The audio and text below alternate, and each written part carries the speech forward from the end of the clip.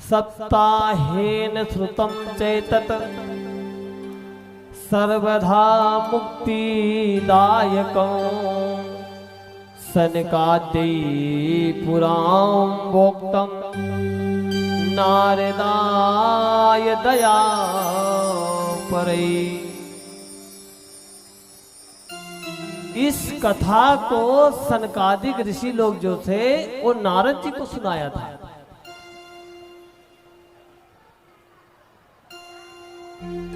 सभी लोग विचार करने लगे, नारद जी ने भागवत कथा सुनी, वो भी 7 दिन। नारद जी तो कहीं 1 सेकंड बैठते नहीं है, नारायण नारायण करते चलते फिरते रहते चलते, वो कहाँ बैठते हैं। सभी ऋषि ने, महाराज जी नारद जी ने कैसे कथा सुन लिया।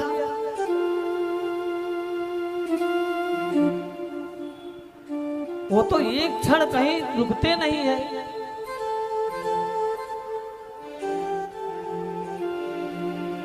सूत जी महाराज ने कहा है, एक दिन नारद जी विचरण करते हुए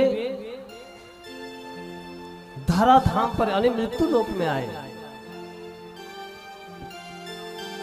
आकर के बड़े बड़े तीर्थों में गए, बड़े बड़े महानगरों में गए, गांव देश गलियों में गए, लेकिन उनको कहीं पर शांति नहीं मिली।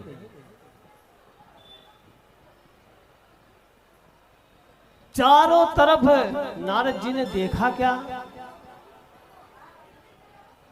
कि सत्यम नास्ति तपः शौचा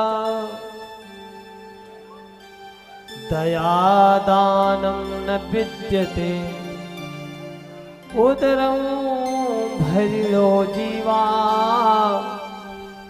बराका कोट भाषिणा। नारद जी ने देखा कि सत्य नाम की चीज कहीं पर है नहीं।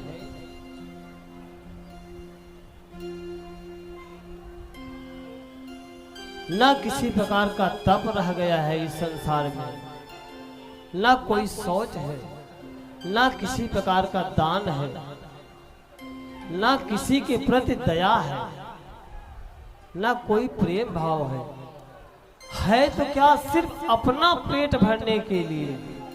उदरम भरिणो जीवा, जितने जीव है अपना पेट भरने के लिए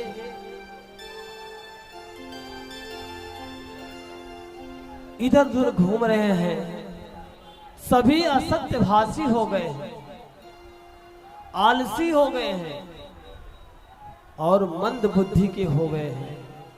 साधु संत जो है पाखंड हो गए हैं, पाखंडी बन गए हैं।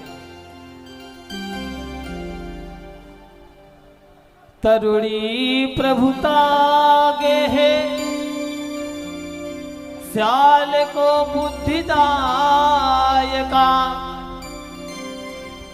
कन्या विक्रयो लोभात् दंपति नाम च कल्कनाम। और नारद जी ने क्या देखा, घर में स्त्रियों का साम्राज्य हो गया है। साले लोग सलाहकार बन गए हैं।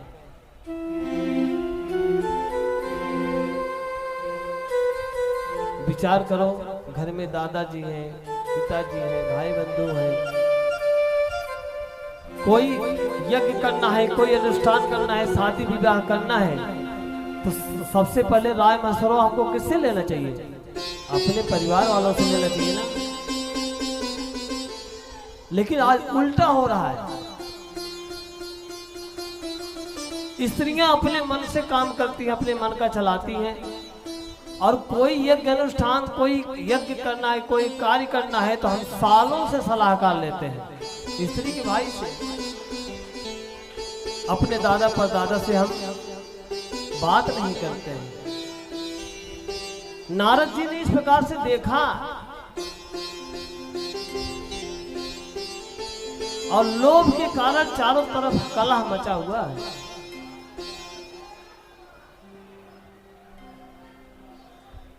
लोग कन्याओं का क्रय विक्रय कर रहे हैं, किसके कारण? लोभ के कारण।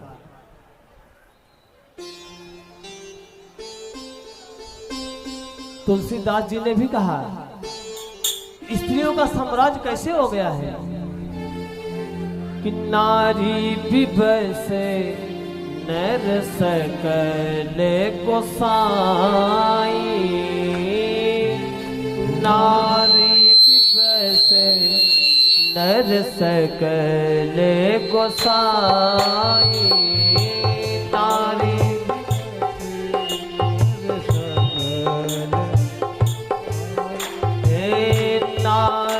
विभय से नर सकल गोसाई, नारी विभय से सकल गोसाई, नारी विभय से नर सकल गोसाई, नारी विभय से नर सकल गोसाई, नाचहि नर मरकट की नाई, नाचहि नर मरकट की नाई, नाचहि नर मरकट की नाई, नाचहि नर मरकट की नाई। सब जितने लोग हैं जिस प्रकार से खेल दिखाने वाला बंदर को लेकर के पूरे गांव-गांव में जाता है ना, जैसे डमरू बजाता वैसे घूम घूम के बंदर नाचता, उसी प्रकार से नर हो गए, मानव हो गए। स्त्रियां जैसे जैसे बोले उसी प्रकार से घूमता रहता है, जैसे बंदर नाचता उसी प्रकार से।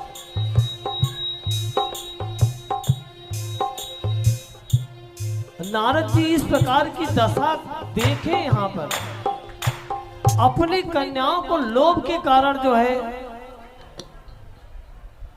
क्रय विक्रय कर रहे हैं लोग।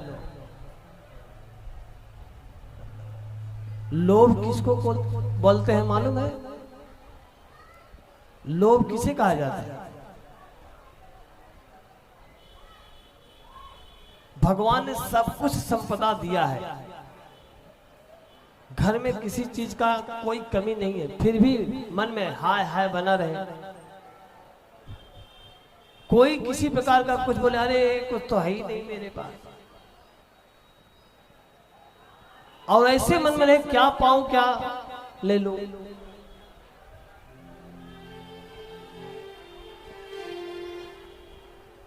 एक पंडित जी का लड़का था ना, काशी में पढ़ने गया। काशी में पढ़ने गया तो पढ़ करके विद्वान होकर के आया, तो द्वार के पास ही उसके पिताजी खड़े थे। बोले आप पढ़ करके आ गए? बोले हाँ पिताजी मैं पूरा वेद वेदांत पढ़ करके आ गया। बोले पहले मेरे प्रश्नों का उत्तर दो तब घर के अंदर में एंट्री है, नहीं तो प्रवेश मिलेगा नहीं। बोले महाराज पूछिए पिताजी क्या पूछना है, वेद वेदांत की कोई भी बात पूछो हम बता देंगे। बोले पाप का बाप कौन है आप हमें बताइए। पाप तो पाप होता है, लेकिन पाप का बाप कौन है?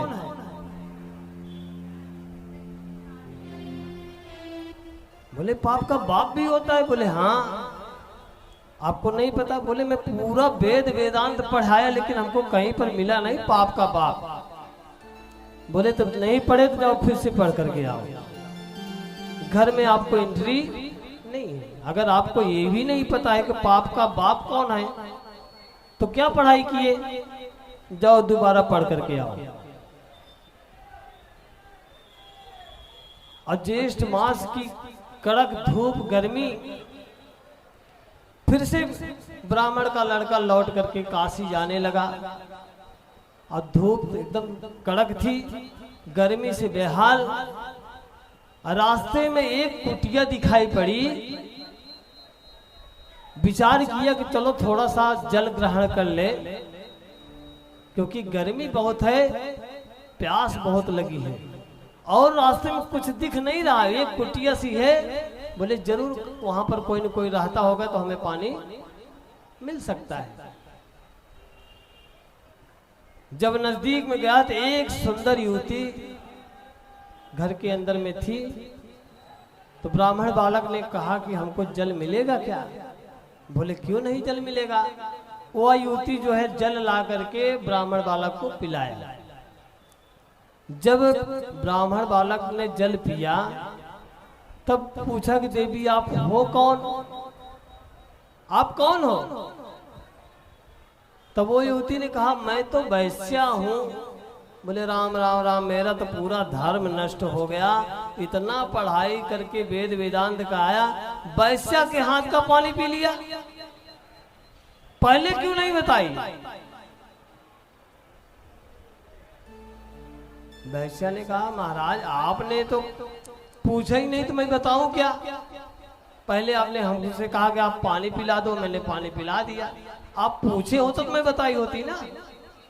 अच्छा कोई बात नहीं, अगर पानी पी लिए तो इतना धूप लग रहा है ना तो थोड़ा सा आराम भी कर लो छांव में आकर के, क्यों धूप में खड़े हो? बोले अरे मेरा धर्म नष्ट हो गया, इसके लिए हमको प्रायश्चित करना पड़ेगा।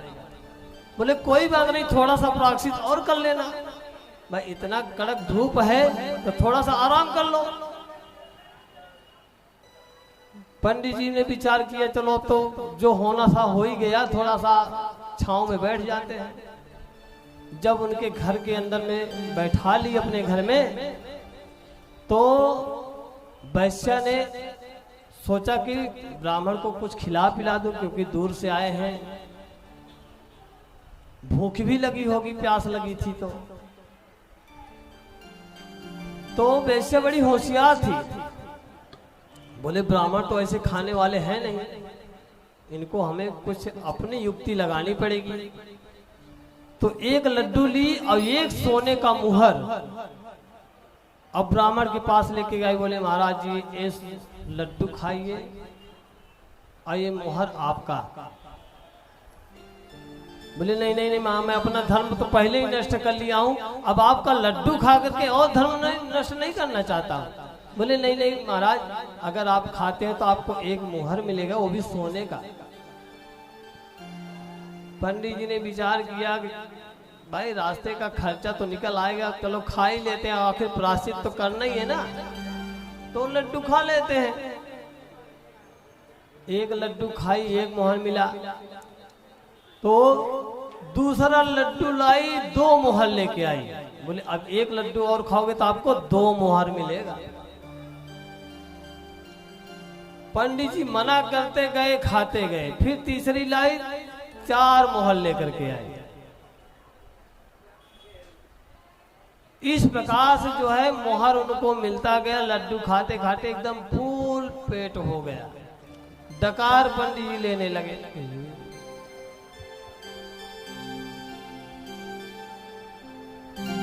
अब उसके बाद तब वो वैश्य ने पूछा पंडित जी आप जा कहाँ रहे थे? अभी तक तो सब सेवा सत्कार में लगी थी। बोले राम राम राम, हमारे पिताजी ने पूछा है, मैं गया था पढ़ने काशी, सब उनसे वृत्तांत सुना, मैं सब वेद वेदांत पढ़ करके आया। लेकिन जैसे घर पे गया हमारे पिताजी ने पूछा पाप का बाप किसे कहते हैं, वही पढ़ने के लिए फिर काशी जा रहा हूं। बोले काशी जाने की जरूरत नहीं है महाराज आपको, वो प्रश्न का उत्तर तो मैं ही दे सकती हूँ। बोले आप दे सकती? बोले हाँ। बोले क्या है बताइए, पाप का बाप किसे कहते हैं? बोले यही जो अभी आपने किया, यही तो पाप का बाप है। लोभ जिसको कहते हैं, आपने एक लड्डू के 1 मुहर खाए, 2 लड्डू में 4 मुहर खाए, 5 लड्डू में 8 मुहर, सोने का जो मुहर आपको मिलते गई ना, वो आपको लोभ के कारण लेते गए ना, नहीं तो शायद ऐसा कार्य करते नहीं आप। आपके मन में यही लोभ ही पाप का बाप है।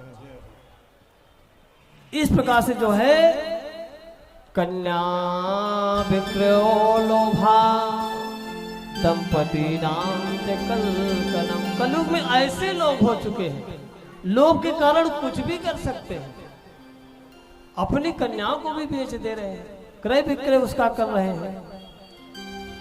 नारद जी से ऐसी दुर्दशा देखी नहीं गई।